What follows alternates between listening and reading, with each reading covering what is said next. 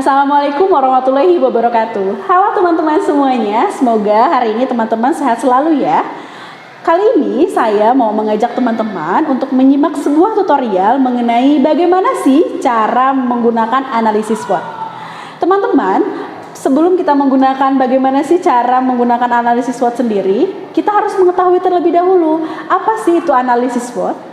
Analisis SWOT sendiri dipergunakan untuk menilai yang pertama mengenai kekuatan atau strength dan juga kelemahan atau weakness dengan peluang, opportunities, serta ancaman yaitu threat.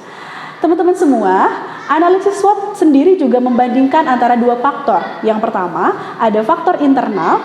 Faktor internal ini berkaitan dengan kekuatan atau strength dan juga kelemahan yaitu weakness.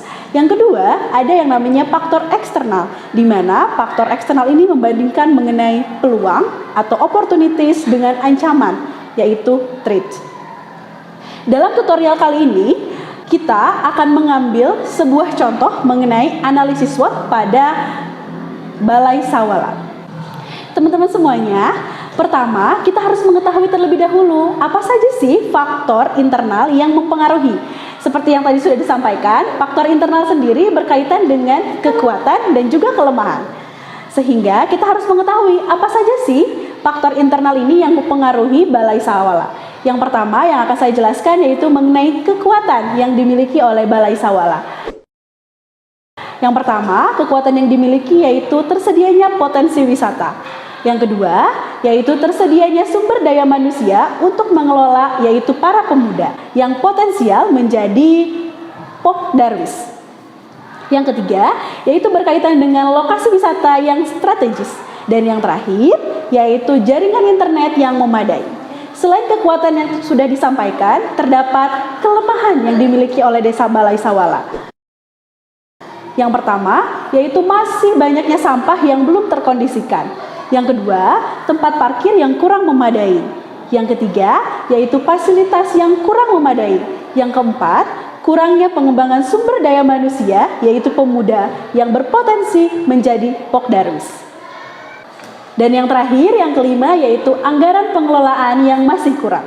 Setelah tadi disampaikan mengenai faktor internal yang berkaitan dengan kelemahan dan juga kekuatan, kali ini kita akan membahas mengenai apa saja sih faktor eksternal yang berkaitan dengan peluang dan ancaman yang ada di Desa Balai Sawala.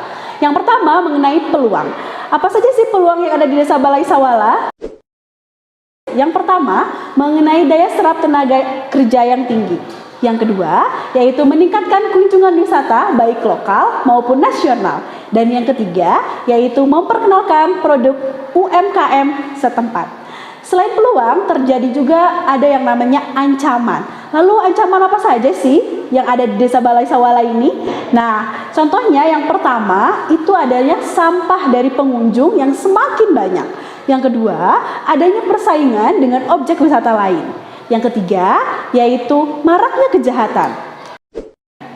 Teman-teman semuanya, setelah tadi kita mengetahui apa saja sih faktor internal dan juga eksternal mengenai Balai Sawala, nah terakhir kita juga harus dapat memaksimalkan kekuatan dan juga peluang-peluang yang kita miliki, serta dapat meminimalisir kelemahan-kelemahan yang dapat menghambat sebuah kegiatan. Selain itu, kita juga harus dapat menghindari yang namanya ancaman yang dapat membuat sebuah kegiatan menjadi terganggu. Teman-teman semuanya, dalam analisis SWOT sendiri, kita dapat membuat sebuah perhitungan mengenai bobot rating. Yang pertama seperti IFAS dan juga EFAS, kemudian perhitungan diagram Cartesius, analisis SWOT, dan juga pendekatan matriks SWOT. Nah, hal tersebut digunakan sebagai sebuah strategi dalam meningkatkan potensi yang ada dalam sebuah perusahaan atau sebuah kegiatan. Untuk dapat membuat sebuah diagram mengenai analisis SWOT, yaitu diagram Cartesius, ini dapat didapatkan dari sebuah matrik IFAS dan juga matrik EFAS. Berikut ini adalah contoh hasil perhitungan yang ditampilkan dalam sebuah diagram Cartesius dan juga perhitungan rumus koordinat, yaitu sebagai berikut.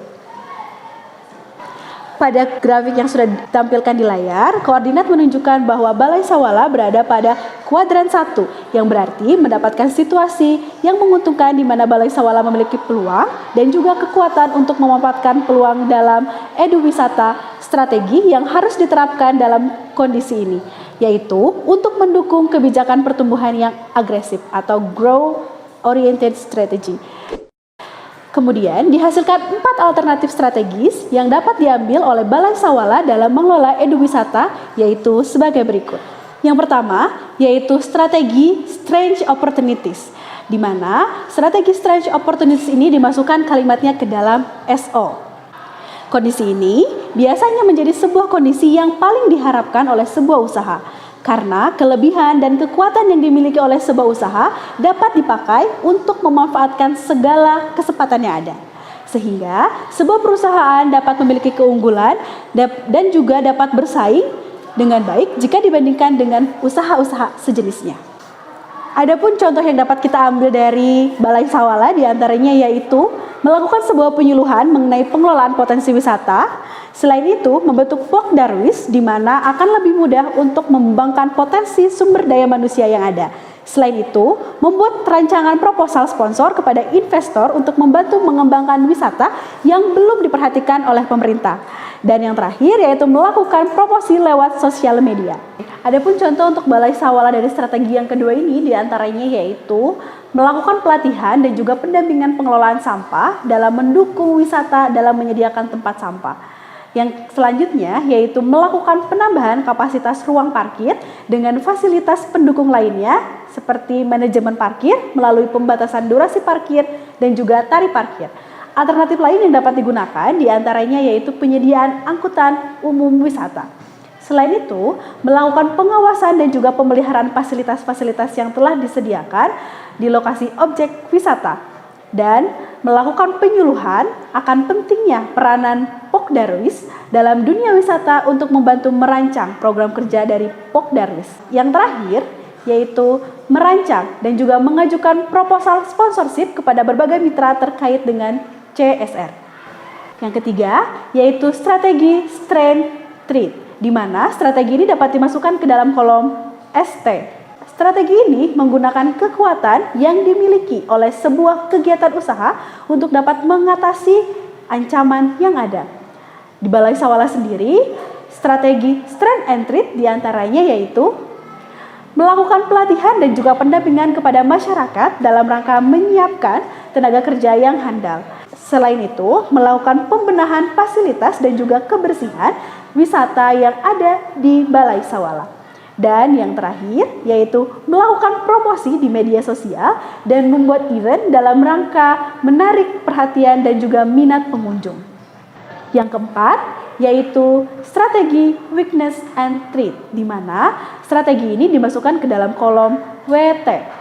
Strategi ini berusaha untuk meminimalisir kelemahan yang ada serta menghindari ancaman. Dalam kondisi ini juga dituntut untuk segera berbenah diri karena hanya dengan cara ini maka sebuah perusahaan atau kegiatan dapat bertahan. Adapun contoh strategi keempat ini pada Balai Sawala diantaranya meningkatkan jumlah tempat sampah, mengoptimalkan potensi alam dan juga keunikan objek wisata dengan mempertahankan dan juga memelihara objek wisata secara berkesinambungan untuk menghadapi persaingan objek wisata. Serta masyarakat yang belum mampu untuk mengembangkan wisata yang sedang dikelola dihimbau agar turut andil dalam menjaga keamanan wilayah. Demikianlah teman-teman mengenai bagaimana sih cara menggunakan analisis SWOT. Mudah-mudahan analisis ini dapat digunakan sebagai strategi untuk meningkatkan potensi pada usaha yang teman-teman miliki. Jadi, dari tutorial ini teman-teman bisa menganalisa mana dan apa saja sih yang dapat ditingkatkan dari kekuatan yang ada dalam usaha teman-teman, meminimalisir kelemahan yang dimiliki, memanfaatkan peluang yang ada, dan mencegah ancaman dan juga sebaliknya. Terima kasih banyak teman-teman. Mudah-mudahan video ini dapat bermanfaat untuk teman-teman ke depannya. Terima kasih banyak. Assalamualaikum warahmatullahi wabarakatuh.